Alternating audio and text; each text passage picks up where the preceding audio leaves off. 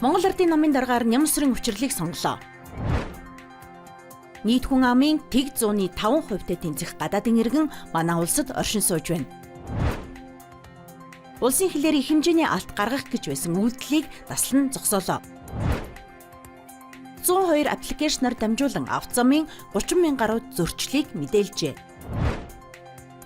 Netflix-ийн Physical Asia шоуны ялагч маргааш тодорно. Брэдийн тэргүүн ард олонтойгоо телевизийн эфирээр шууд холбогдлоо. Ice Global-ийн 120 мэдээ эхэлж байна. Нэм улсын учрлыг Монгол Ардын намын даргаар сонгогдсонд тооцоогоо.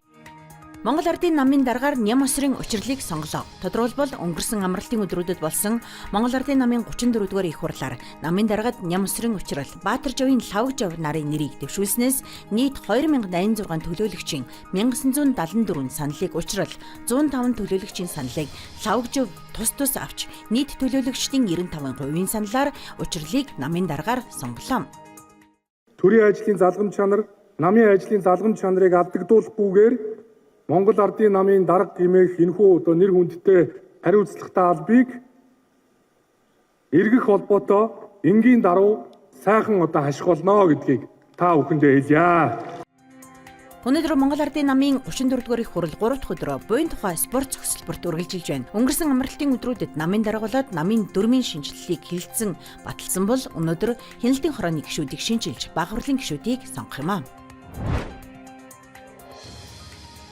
Манай улсад хувийн хэрэгээр оршин сууж байгаа гадаадын иргэдийн тоо нийт хүн амын тэг 105%-ийг эзэлж байна. Тодорхойлбол хамгийн олон буюу бүгд найрамдах хятад ард улсын иргэн тэг 169%, Оросын холбооны улсын иргэд тэг 107%, бүгд найрамдах Солонгос улсын иргэд тэг 103%, Америк нэгдсэн улсын иргэд тэг 102%-ийг тус эзэлж байна.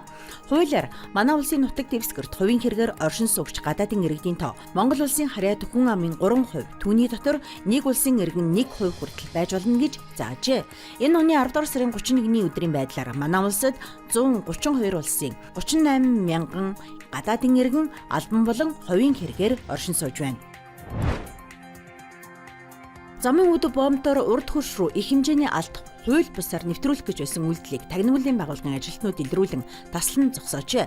Тус хэрэгт нэр бүхийн Монгол болон гадаадын иргэдийг холбогдуулан саатуулан шалгаж эхэлсэн байна. Түүнчлэн зохион байгуулалтаагаар нэг удаадаа 2-3 сая Америк долларыг тогтмол гаргадаг байсан бүлэг этгээдийг саатуулжээ. Тус бүлэг өнгөрсөн хугацаанд 700 тэрбум төгрөгтэй тэнцвүүц валютыг гадагшлуулсан нь урьдчилсан байдлаар тогтогдоод байна.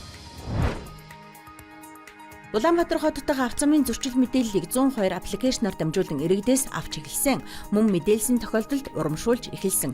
Энэхүү арга хэмжээний үр дүнгээ өгч 3 өдөрт 30,000 гаруй зөрчил бүртгэгдэжээ. Тодорхойлбол нийт 30,773 мэдээлэл ирснээс хамгийн их нь буюу 24,217 нь явган хүний зам дээр тээврийн хэрэгсэл байршуулсан зөрчил байжээ.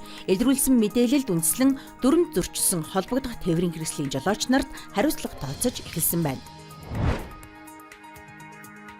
Netflix-ийн Physical Asia шоу нэвтрүүлгийн ялагч бахархал хүндлэлийн эзэн болдог. Тус цуврал их хэмжээний мөнгөн шагналтайч бахархал хүндэтгэл нь мөнгнөөс илүү үнцэнтэй. Учир нь эх орноос сурталчлан таниулж нэр төрийн өндөр төрхийн зэрэгцээ бие бэлдрийн хүч чадлаа гайхуулдаг гэж найруулагч Чан Го Хи хэлсэн байна. Мегмар гарагт цацагдах шоуны төгсгөлийн 3 ангид Монгол, Өмнөд Солонгос, Япон, Австралийн багууд тэмцээнийг үргэлжлүүлэн шилдэг бага тодруулах юм аа.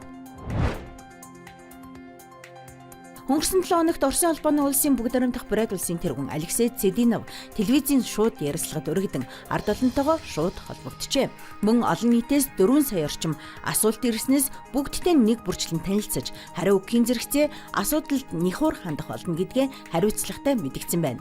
Түүнчлэн телевизийн эфир улс орны нөхцөл байдлыг бодитоор харах боломжийг олголоо гэжээ. Бид төслүүдээр ажиллаж, төлөвлөгөө гаргаж, тоон үзүүлэлтээр ажиллаж чадна. Гэхдээ бодит амьдрал заримдаа өөрөөр хардаг. Зөвхөн та нартай шууд ярилцах үед л бид аль нь зөв зам дээр байгаагаа, аль нь илүү хурдлах эсвэл зохион байгуулах хэрэгтэйгээ харж чадна. Бид илүү хичээж ажиллах болно гэж тэрээр хэлсэн байна. Ice Global-ийн 120 мэдээ байлаа. Ажлын амжилт хүсье.